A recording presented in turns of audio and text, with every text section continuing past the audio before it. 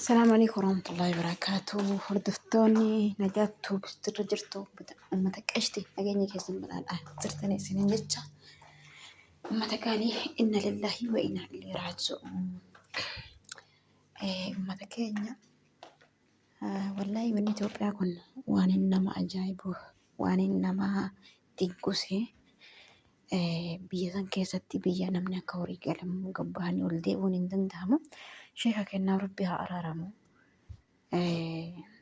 Saree ofii guddisantu nama nyaataa jedhanii ilmoon zabana kana wanni nama fixu jiru fira alagaa adoo hin taane waan abbaan harka ofiitiin kunuunse sibiillee abbaan qaree abbaa qalee jedhanii gurbaan sheeka kennaa ajjeesuun shakkame ilma isaan guddisanii jedhanii ilma guddisaa. Zabana kana nama si dhiyaatus nyaataa nama si dhiyaatus balleessa kan dhabama si godhu kan si dhabamsiisu jechuudha. Rabbi isaanii araaramu subhaanallahi. Isaan namicha jamaa fi kitaaba qabatanii kitaaba qabatanis walumaan jiganii jedhani subhaanallah. Rabbiin isaaniif haa araaramu nama caffee jannataa rabbi isaaniif haa godhu qubsuma isaanii. Wallahi haalli Itoophiyaa akkana. Waa takkaaf lamaa miti Finfinnee keessatti sheekotii ajjeesuun takkaaf lamaa miti.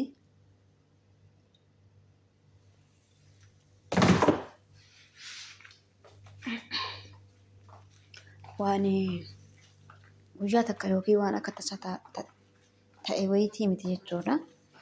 Yeroo hedduu irra deddeebiidhaan turre waggaayyoon kenne ji'a jaamu meeqa sheeka tokkollee kan achitti ajjeesan jechuudha. Kan dhalataa qofalee ammallee akkasii. Laakiin fagoodhaa miti. Sanis nama itti dhiyoo jirutu ajjeese jechuudha. Nama itti dhiyoo jirutu ajjeese isas jechuudha.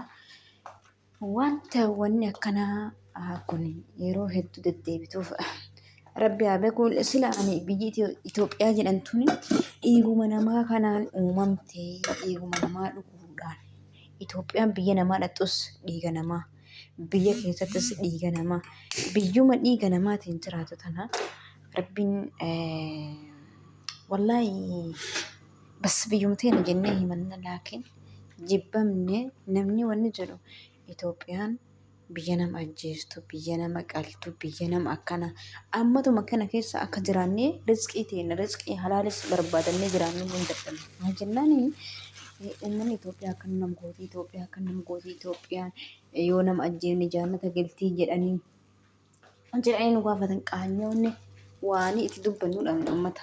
Maalirra jennaan asii mootummaan nama ajjeesa, asii uummata wal ajjeesa, asii sheeka ajjeesan. Asii barataa ajjeesan, asii barsiisaa ajjeesan, asii hayyoota ajjeesan, asii artistii ajjeesan. Wanti hin godhamne Itoophiyaa kana keessatti hin jirtu. Numa ajjeesuu malee ani biyyi tun biyyuma dhiiga namaatiin qofa gadi dhaabbattee biyyuma dhiiga namaatiin ijaaramtee natti fakkaatti. Dhiiga namaa qofa dhuguudhaaf. Wallah waan ajaa'ibaati. Rabbi isaanii haa araaramu. Wallahi rabbiin caffee jannataa isaan haa qubsiisu. Laakiin lubbuun gaafa irratti duuti immoo akkanatti nama fixuun kun akkanatti nama ajjeesuun tuni sirrii natti hin fakkaanne. Maali jennaan namni gizee takka gizee lama gizee sadii biyya tana keessatti yoo waa ta'an iwannaadha. Yeroo hedduu Itoophiyaa nama ajjeesa. Itoophiyaa nama ajjeesa. Ka ormaatis, ka ufiitis. Isaan keessaa karaa nagaa baanuu dhabne wallaahi. Maal jennaan Itoophiyaadha. Itoophiyaan nama fixxiimi. Itoophiyaadha. Amma hanga takka dalagaan amma rabbi sinaafis ijoollee Suudii keessa jirtu. Wallahi jechuun warra wanti takka wanni jibbamtee fi wallahi as keessatti Itoophiyaan bar hin fedhan. Amma Kuwait keessatti jechuudha bakkee hin jiru Kuwaitidha. Kuwait kana keessatti Itoophiyaan fedhan wallahi hin fedhan Itoophiyaa. Maaf hin fedhamiin Itoophiyaan haga biyyi tun hin banamne. Itoophiyaan kalas Itoophiyaan mootummaan keessanuu nama ajjeesan naan jedha warri kennu kun maali mootummaan keessan kan nama ajjeesu mootummaan nama ajjeesa lammi ummanni wal ajjeesaa warra wal ajjeesuun qofa tokkoffaa bahe ummata miskiina silaa ummata miskiina wallahi ummata silaa rizqii barbadatee jiraatu ummata nama ajjeesu bakka gahee qofa nama ajjeesaa deema ummata bakka gahee nama ajjeesaa deema subhaanallah miskiinillee isaaniif jecha akkatti jiraatuun hin jirre mee as fida lammiin biraadhaa san muraasa tawaa balleessitu jecha warri badii dalagu Itoophiyaa warri karamii gurguru Itoophiyaa warri karamii waan jedhu Itoophiyaa maali biyyitummaan tunu لا إله إلا الله سبحانك من كنت من الظالمين والله هدو تكا أنا ما دبرت بيتي دون كيف كان ربي هارمو ربي شفي جنة سهانا قبسيسو وجولي بالاغوتا يمونا ما جيست قتيس إن أرغت جري تسعودي كيسا نما جيست قتيه إن أرغت بيتي أكبية أكيتوبيا تيمتي أكيتوبيا أبان في الإنما جيتي أبان في الإنما الإيسو سعوديني osoo lammii isaanii illee taatee yoo abbaan irra dabree fi wannaa nyaate malee jechuudha gumaa kafalate malee jechuudha achi lubbuu isaa baasan abbaa warra biyyaatis taanaan jechuudha nama ajjeese biisanii keessatti qoosaan akkasiitu hin jirtu akkasii qoosaan akka warri Itoophiyaa kun namatti qoosuun jirtu jechuudha akkasii gatii isaanii argatan. Ay maaf ajjeefamanii laa walaa ajjeefamanii maalinna gatiin nama ajjeese ajjeefamuudha. Akkasii Itoophiyaa keessatti osoo bar akkaan ummanni kun waa godhu kana godhuu baatanii osoo astaghfirullaah waa arge wallahi kolfa kana hin qabadhee danda'u beekta.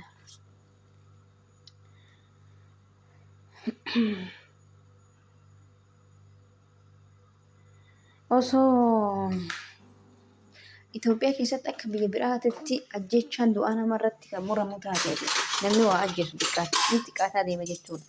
Itoophiyaa abbaan mallaqaa inuu hidhamuyyuu abbaan mallaqa qabu inni hidhamuyyuu mushi du'aatti murteessuu hin hidhamuyyuu mana hidhaatuun seena.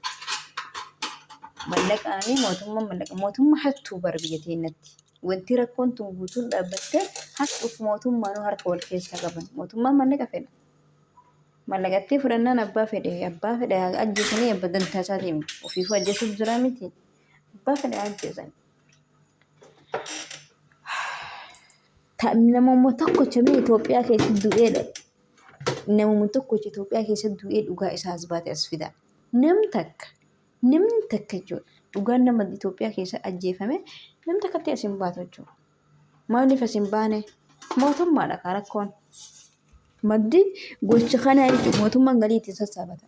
Namni yoo du'e mootummaan galii ittiin sassaabata jechuudha. Nama takka qabee yoo hidhee birrii kuma meeqa gaafatee isa baasa isarraa fudhate jechuudha abbaa san mana hidhaatii baasa. Mootummaa madda galiidhaati. Madda jireenya mootummaati. Uummanni biyya sanii jechuudha. Du'aanis jiraanis. Yoo du'es madda galii isaati. Jiraatus madda galii isaati jechuudha. Gurguratee ittiin galii nyaata. Ol darbanii hidhanii 50,000 30,000 namni 10,000 gadi bahee hin bahu hin jiru jechuudha. Waasii birrii 10,000 hagasii qabsiisanii bayan. 10,000 namni gadaanaa jechuudha. 30,000 50,000 100,500 fa'aa gaafatantu jira. Akkanatti mootummaan uummata gurguratee nyaata jechuudha. Uummanni biyya san keessatti wanti haqni namaa dhabamee wanni abbaan fedhe ajjeesee dhiigni ilma namaa kun kisaaraa ta'ee gajjigee yaa'uuf. Gurbaan sibiilaan dha'ee ajjeesee sheeka shugguxiidhaan jechuudha. Akkamittiin qabamuu dhabde namni akkamiin beekamuu dhabde sibiila yoo wanna dhan abbaan sibiila sanii ni barama. Wanna malee bitamu sibiilli. Akkasii rabbi keera haa godhu hundumaafuu rabbumatu biyya akkanaa kana keessattis nu uume alhamdulillah ala kulli haal Dhamdhaamsee ijoollee teenya Su'uudii jirtan rabbi isin haa eegu. Biyyatti qaraa biyya isin daraadhu jirtu rabbi isin haa eegu. Uf eegaa uf tiksaa. Rabbumaa kan nama tiksu uf eeggannoo cimsaa. Hedduu uf eeggannoo cimsaa. Uummanni badaan nama galaafata. Uf eeggannoo godhaa isiniin jedhaani. Wallaahi rabbiin isin haa laaffisu. Wanni jedhamu jirtu gaa. Hedduu of eeggannoo godhaa namatti hin deebisinaa waan fedha yoo isin dubbatan namatti hin deebisinaa amtana keessa aarii namatti bahaa beektaa Itoophiyaa akkuma takkatti ilaala warri Itoophiyaa kanatu waa balleesse sanitti waa balleesse miti ijuma tokkaan ilaalan kanaaf arabni warri mana keessa jirtanis jechuun warri dhalaadhaa akkasuma warri dhiiraatis qaala keessa jirtan namni waa isin dubbate taanaan afaan keessa ala badhaa hin dubbatina waa takka ittiin deebisinaa deebii usaa. Kaamaan godharree yeroo dabarfatu lubbuu keessa of tissaa biyya teessan hin jirtanii akka feetan afaan bantanii namatti hin dubbatinaa akka fedhu isin godhu aarii tana isin bahu jechuudha aarii isinitti bahan isaanis dhugaa qabu jechuudha namni biyya namaa keessa dhufee hojjetuudhaaf dhufee naamusa hin qabne kan waraqaa seera hin qabne kan wannaa hin qabne akkamitti namni badii takka maalitti shugguxii nama dha'ee yoo shortaa qabsiise isa shortaa qabsiise wanna atalaa gurgurachuun yakka jechuudha yakka atala masanuu gurguruun yakka deebii immoo san yakka san keessaanuu akka biyya Itoophiyaas akkatti qara nama lafa namarraa fixe uummata kana jechaaf kamtu kamii miti wallaahi hundi bineensa namni inni mallammii Itoophiyaa kana taate hundi si bineensa wallaahi. Kubanne dhiiroo maqas nu badee yaa rabbii wallaahi ani biimee biyya biraa argini takka akkanatti wanna jedhan namni waa balleessu Itoophiyaa matan bakka hamtutti bakka hamtuu wanni argamaa Itoophiyaa kan lubbuu namaa baasu kan nama mammuru kan nama saamu kan nama hatu kan nama ajjeesu maali jedhee ani bineensummaan akkanaatu subhaanallah bineensummaan akkanaa maali eessuma fiddi jedhee biitti ta'e namni keenya kummaa bineensa ta'e